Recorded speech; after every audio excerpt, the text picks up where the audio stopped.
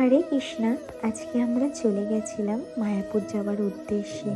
আর মায়াপুরে এটা আমাদের ফার্স্ট টাইম, তাই আমরা ফুল ফ্যামিলি গাড়ি করে গেছিলাম।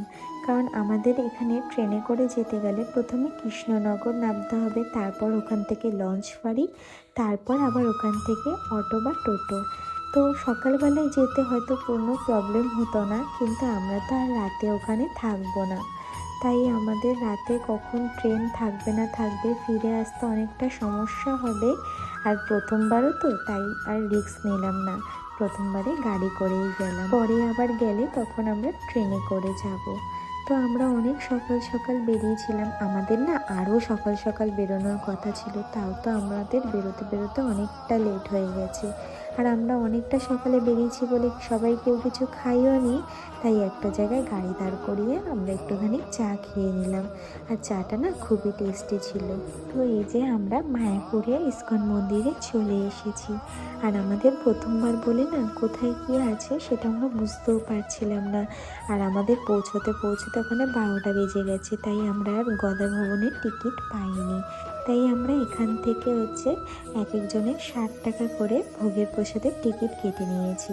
টিকিট কাটার পরে আমরা ভাবলাম যে না, আমরা চলে যাই একটুখানি প্রভুর দর্শন করতে। কিন্তু আমরা যেই মন্দিরের সামনে গেছি ওখানে এত লাইন ছিল যে আমরা লাইনে দাঁড়িয়েও প্রভুর দর্শন পেতাম না, কারণ ওখানে একটার মধ্যে মন্দির বন্ধ করে দিত। তাই আমরা কিছুক্ষণ লাইনে দাঁড়িয়ে আমরা লাইন থেকে বেরিয়ে গেছি। তারপর এদিকে না চারিপাশটা একটু ঘুরে দেখছিলাম যে কোথায় কি আছে না আছে। প্রথমে তো আমি বুঝতেই পারছিলাম না যে ওখানে রাধা মাধবের মন্দির আসলে কোনটা, কারণ ওখানে দুটো মন্দির ছিল। তারপরে জানতে পারলাম যে এখনও নতুন মন্দিরের কাজ কমপ্লিট হয়নি, এখনও রাধা মাধব পুরোনো আগের মন্দিরেই রয়েছে। তারপরে কি ওখানে একদম পেট ভর্তি করে প্রসাদ গ্রহণ করে নিলাম। 60 টাকার মধ্যে যে এত সুন্দর প্রসাদ আমরা গ্রহণ করলাম যে এটা আমার কল্পনার বাইরে। আর সত্যি প্রসাদের তুলনা কোনো কিছুতেই হয় না।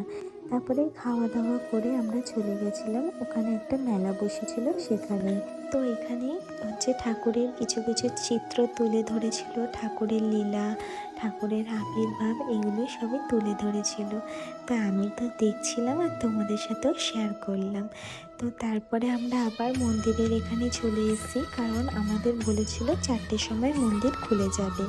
তো আমরা ভেবেছিলাম এখানের দরজা দিয়েই আবার ঢোকাবে, কিন্তু